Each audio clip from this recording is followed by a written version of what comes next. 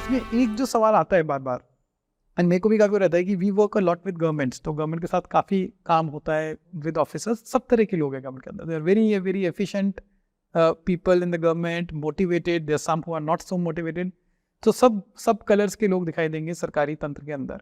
But जब election की बात आती है then everyone is kind of working perfectly, right, zero defect basically जो आप कह रहे हैं, प्लानिंग का बहुत बड़ा रोल है। बट वो चेंज का कारण क्या है? Is it because there are certain powers that election commission has which kind of is able to get better work done from people?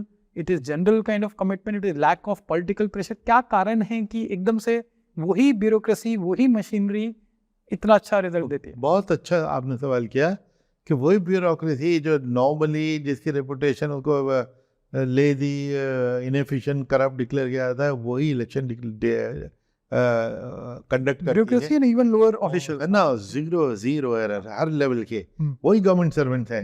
तो ये इससे केस स्टडी, ये तो मैं कहता ही हूँ कि जी आप हमारी ब्यूरोक्रेसी को आप वो न करें, ये तो पॉलिटिशियन उसको काम नहीं करने देते नॉर्मल टाइम में। हमारे छत्र छाया के अंदर आते ही एक तो सबसे पहले हम उनको इंसुलर कर देते। किसी पॉलिटिशियन की हिम्मत नहीं है कि हमारे किसी स्टाफ पे, मैं उसमें भी मैं आपको कहानी सुनाता हूँ। हमारी चीफ इलेक्टोरल ऑफिसर पंजाब एक लेडी थी, मिस सिद्धू। उनको प्रकाश सिंह बादल ने कह दिया कि तू बड़ी सख्ती कर रही है, वापस तो पंजाब काडर की वापस आएगी तो देख लूंगा। ये तो डायरेक्ट थ्रेट है हमारे स्टाफ को। तो मैंने एक चिट्ठी लिखी बादल साहब को, सबसे सीनियर पॉलिटिशियन थे वो। तो मैंने कहा बादल साहब, आपने हमारे स्टाफ को धमकी दी है और इतने था उसमें, और ये आप जैसे सीनियर नेता के लिए शोभा नहीं देता, और हम इससे बहुत अपसेट हैं, और हम आपको ये चेतावनी देते हैं कि आइंदा से आप इस किस्म की नहीं बात करेंगे। अखबारों की हेडलाइन, चीफ मिनिस्टर, सबसे सीनियर मिनिस्टर। उन्होंने उसी दिन एक अपॉलॉजी लिखी, बड़े प्रोफ्यूज अपॉलॉजी, कि मैं इतने साल से पॉलिटिक्स में, मैंने आज तक कभी ऐसा नहीं किया था और मैं आगे से भी कभी नहीं करूँगा, मुझे माफ़ किया जाए। उनका ग्रेस देखिए, तब उन्होंने कोई इशू नहीं बनाया उसको, उन्होंने फौरन उस पर माफ़ी मांगी। अगले दिन की हेडलाइन, उनके लेटर, उनकी माफ़ी। फिर उसके बाद उनका एक एमपी उनके बिहाफ पे मैसेज लेके आया सीक्रेट कि जी बादल साहब आपके घर आना चाहते हैं। पहले तो मुझे ये हुआ कि मुझे पिटाई करने आना चाहते हैं, क्यों आना चाहते हैं, कि नहीं जी वो माफ़ी मांगने आना चाहते हैं। मैंने कहा ये उनका ग्रेस है कि वो करना चाहते हैं, लेकिन हमारी तरफ से बात खत्म हो गई। हमने अपना गुस्सा उनको दिखा दिया, उन्होंने माफ़ी मांग के बात खत्म हो गई, हमने एक्सेप्ट कर ली। क्योंकि हम इलेक्शन प्रोसेस में जो इन्वॉल्व है, it is like a war. हम इस बीच में इंडिविजुअल केसेस में, झगड़ों में, अपनी ईगो में, बादल साहब मेरे घर आते, चाय पिलाते, मैं ड्राइंग रूम में 10 लोगों से ब्रैग करता। उन्होंने नहीं, सॉरी, हम तो ये हमारे पास इस किस्म की वो ज़रूरत नहीं। उन्होंने माफ़ी मांगी, उनका ग्रेस था और बात खत्म हो गई। हमारे लिए चैप्टर क्लोज, भी मूव ऑन। लेकिन this is an interesting case कि किस तरह हम अपने स्टाफ को प्रोटेक्ट करते हैं। So you're saying the number one reason is that the staff is insulated from political pressure. सबसे पहली चीज कि इनको इंसुलेट करना पॉलिटिकल प्रेशर से, जो नॉर्मली अवेलेबल नहीं है। हाँ। अरे हर डीएम, हर एसपी, अब पिछले दिनों 9 में झगड़ा हुआ, 30 दिन अपार्ट, 30 दिन पहले कुछ हुआ, 30 दिन बाद क्या हुआ? क्योंकि पॉलिटिकल विल ये आ गई कि जी नहीं होने देना इस बार, क्योंकि G20 की एक मीटिंग होनी थी, कुछ नहीं हुआ। तो एडमिनिस्ट्रेशन जो चाहे, पॉलिटिकल विल और एडमिनिस्ट्रेटिव विल हो, सब मजाल ही है, मजाल है कुछ हो जाए।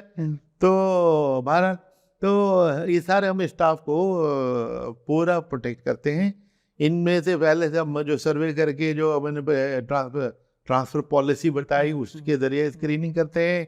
फिर हमारे पास उन सबके डॉसियर रखे होते हैं, इनकी रेपुटेशन जो करप्ट है उनको हटाते हैं। फिर लास्ट में हम हटाते हैं, they are not part of the election management process. In fact some of them, उनके बारे में हम लिखते हैं कि इसको कभी इलेक्शन ड्यूटी पे नहीं लिया जाएगा। अच्छा।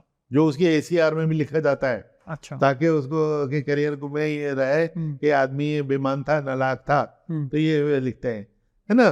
तो उसके बाद ये जो हमने चुन लिए, फिर उनको हम अच्छी ट्रेनिंग देके और अच्छी उनको भी प्रोटेक्शन देके फिर तो देखिए 2 बातें आप मोटा बोल रहे हैं। एक तो मेन बात आप कह रहे हैं कि पॉलिटिकल प्रेशर कोई नहीं है, that makes all the difference. And second is जो कुछ अगर रॉटन एक्ट्स हैं तो वो आप पहले ही आपने अलग कर है ना। और लेकिन उसके बावजूद भी ये नहीं कि हमने एक काम कर दिया और उसके बाद हमारे दरवाजे बंद, हमारा मीटर चालू रहता है। रात को 12 बजे हमको टेलीफोन आता है कि मदुराई के कलेक्टर साहब जो है, सॉरी कमिश्नर ऑफ पुलिस, वहाँ पे पैसा बांटा जा रहा है और उनको उनके नोटिस में लाया गया और उनकी नाकों के सामने, और उन्होंने एक्शन कोई नहीं लिया। अब क्या करें? सुबह 7 बजे से 8 बजे से पोले 7 तो 12:30 बजे हमारा टेलीग्राम चीफ सेक्रेटरी को चला गया कि हमको नया पुलिस कमिश्नर अगले आधे घंटे में चाहिए। तो ये सब हो चुकने के बाद लास्ट मिनट भी कि ये तो even in the middle of the poll day में अगर हमको कंप्लेंट आएगी तो हटा के दूसरा हमारे पास अरेंजमेंट तैयार है। एंड ये आप कर सकते हैं क्योंकि you have blanket powers basically. Constitution has given, constitution and law has given us power and judiciary has given us power.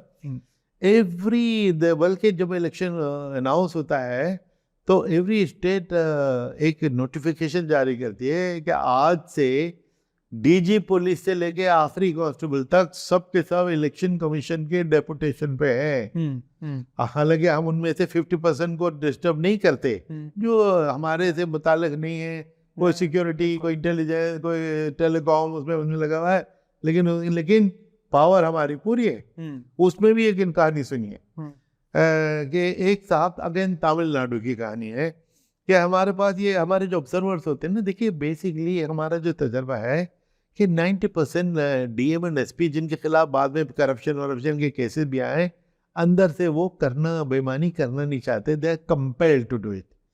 तो हमारे वो किसी डीएम एसपी ने हमारे ऑब्जर्वर को बताया कान में डर डर के कि साहब एक एडीजीपी है जो पार्टी की तरफ से वो सबको बुली कर रहा है, डरा रहा है, धमका रहा है, ये कर रहा है, वो कर रहा है वो, और ADGP was in charge of anti terror cell.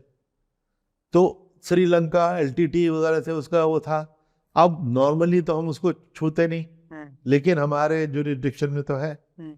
उसी साल हमने वेस्ट बंगाल में नॉर्मली हमारे आईएएस ऑफिसर जाया करते थे ऑब्जर्वर, आईआरएस के ऑफिसर एक्सपेंडिचर ऑब्जर्वर जाते थे, दूसरे स्टेट से पुलिस के ऑफिसर्स को ऑब्जर्वर नहीं भेजा करते थे। तो हमने वेस्ट बंगाल के लिए उसी साल फैसला किया था कि वहाँ पे चूँकि law and order was an issue तो हम आईपीएस ऑब्जर्वर भी भेजेंगे।